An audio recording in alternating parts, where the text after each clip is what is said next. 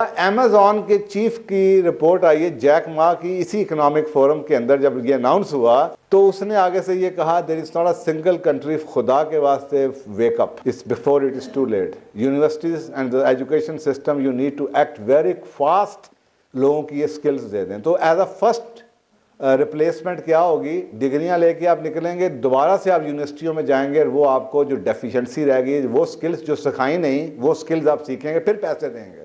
ये फर्स्ट होगा। और उसके बाद यूनिवर्सिटी, आप खुद सोचें, आपको नजर क्यों नहीं आता अगर आज पाकिस्तान में 40% लोगों ने दुकानों में जाना छोड़ दिया और वो घर में बैठ के अली बाबा से ऑर्डर कर लेते हैं चीजें, और घरों में आपके पिज़्ज़ा डिलीवर होते हैं। आपको ये नजर नहीं आ रहा कि नई नस्ल को लिए सुबह उठ के स्कूल जाना कितना तकलीफ से अमल है। और ये इतने मूडी हैं, ये कहेंगे उस्ताद मेरे घर में आ जाए, मैं राती 2 बजे जब उठांगा फिर मैं लेक्चर ले लूँगा।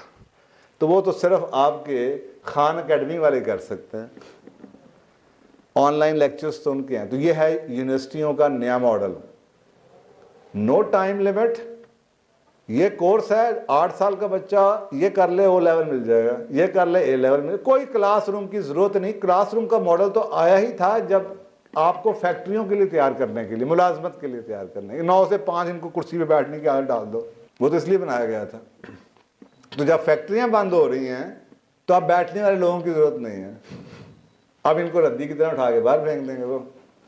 अब ये आपको सबको नजर आ रहा है कि एजुकेशन का फ्यूचर क्या है, हेल्थ का सेक्टर का फ्यूचर क्या है, आपकी नौकरियों का फ्यूचर क्या है, रियल स्टेट का फ्यूचर क्या है, कौन कौन से बिजनेस ऊपर है, कौन से नहीं, सबको नजर आना चाहिए। तो before you spend your Fortune in the same old routine matters, I think it's about time that you take a deep breath, think about it, what you're doing. Probably all the belief system which you have learned from the society, that is obsolete now.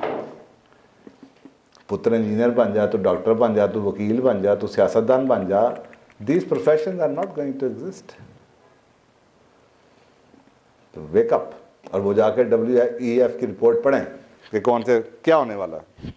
So changing times, everything is change. Society की जब हम social recession की बात करते हैं, there is a moral डेके।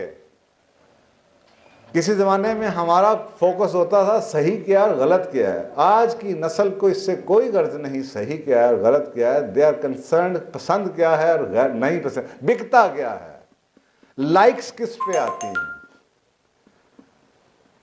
ये आपके सामने पूरे मीडिया के ऊपर आजकल कैंपेन चल रही है, पूरे मीडिया का हर बंदा करप्ट, एक से एक बढ़ के बदकार आदमी बैठा हुआ आपका मीडिया में। उनकी स्टोरियां जाके पढ़ लीजिए, ये जो बहुत बड़ी न्यूज़ एंकर है, ये आजकल सुप्रीम कोर्ट ने उसको जूते मारे हैं, आप देखें जरा होने लगा के आपके सामने। क्यों कि ये आगे निकलने की और लाइक्स की दौड़, कि बस मेरे जो ऑडियंस बढ़ जाएं, मेरी फेसबुक लाइक, इससे उनकी तनख्वाह डिटरमिन होती है। आपके फेसबुक के ऊपर 3 मिलियन बंदा है तो आपको जनाब एक प्रोग्राम करने का महीने का 50 लाख मिल रहा है, क्योंकि जो इश्तिहार वाले लोग हैं, जिन्होंने इश्तिहार देना आपके प्रोग्राम को चलाने के लिए, वो ये देखते हैं कि इसका कितना ऑडियंस है जिन तक हमारा इश्तिहार पहुंचेगा, फिर वो प्रोग्राम, मतलब प्राइम टाइम है, प्राइम टाइम उस बंदे को मिलता है जिसके ऑडियंस जनाब 3 मिलियन पे हैं। उनको पता 3 मिलियन का बंदा इस वक्त इस फलाने बंदे का प्रोग्राम देखेगा, तो उसके ऊपर उनकी तनख्वाहें हैं। तो जब बॉटम लाइन ये है तो किरदार, मोरालिटी, सच क्या, झूठ क्या है, थ्रिल, मीडिया थ्रिल है, खबर नहीं है। आप न्यूज़ को देख लें 9 बजे की तो लगता है आप किसी मरासी खाने में बैठे हैं, गाने आ रहे हैं पीछे। खबरों में, दुनिया में किसी जगह खबरों में गाने नहीं लगते। ये आपके मुल्क के मॉरल डके की अलामत है कि आपके लोग क्या सुनना चाहते हैं। मिर्च मसाले लगा के, वो एक रेप हुआ होगा केस, उसके सामने गाना पीछे इंडियन बैकग्राउंड चल रही होगी, और वो दिखा रहे हैं सिर्फ इसलिए कि लोग क्या, बिकता क्या है। कोई किरदार नहीं, कोई मोरालिटी नहीं, कोई एथिक्स नहीं, सीधे गलत की तमीज़ नहीं, पहचान नहीं, सिर्फ एक चीज़ है, बिकती क्या है, सेंसेशन कैसे क्रिएट करें, थ्रिल कैसे क्रिएट करें, लोगों को क्या। वो अभी जो नया इश्तिहार आया स्प्राइट का, आपके पाँव के नीचे ज़मीन निकल जाएगा, आप वो इश्तिहार देखें। ये लेटेस्ट इश्तिहार है, 1 हफ्ता पुराना। खाना खाने चलते हैं, क्या जनाब सारा भरा हुआ हॉल, बाबा वो कढ़ाई लाओ मिर्ची वाली। अब वो कढ़ाई आती है, वो खूब मसाला डालता है, अब उसको मिर्च लगती है तो वो गाली निकालते हैं, गंदी गालियाँ, और वो पी पी कर रहे हैं। इनके इश्तिहार में ना ये शो कर रहे हैं कि हमने सेंसर किया है,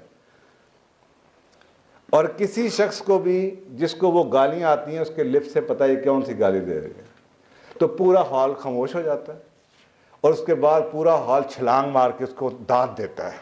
ये मुल्क का किरदार है, ये किरदार है आपके मुल्क का। आपको नजर नहीं आ रहा आपके मुआशरा, आपकी औलाद, आपके किधर जा रहे हैं, किस रास्ते पे आप लोग निकले हुए हैं। तो ये है मॉरल डे की छोटी छोटी सी मैंने आपको एग्जांपल्स दी।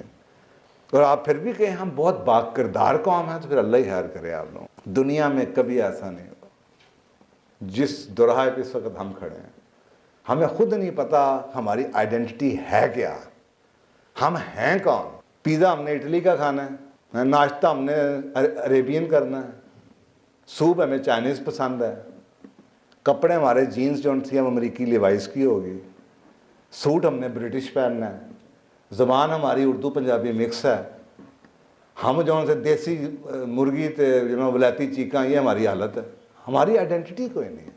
हमने वैलेंटाइंस भी मनानी है, बसंत भी मनानी है, क्रिसमस भी हम मनाएंगे, हम ईद मिलादुन्नबी भी मनाएंगे। जिन लोगों ने सोशियोलॉजी और एंथ्रोपोलॉजी पढ़ी हो या फलसफा इकबाल पढ़ा हो, उनको नजर आता है कौमें तबाह कैसे होती हैं, लैंग्वेज क्या होती है। आपने तो अपनी लैंग्वेज के साथ जो सलूक किया, कभी तो ये तो माँ धरती होती है आपकी your identity is your language.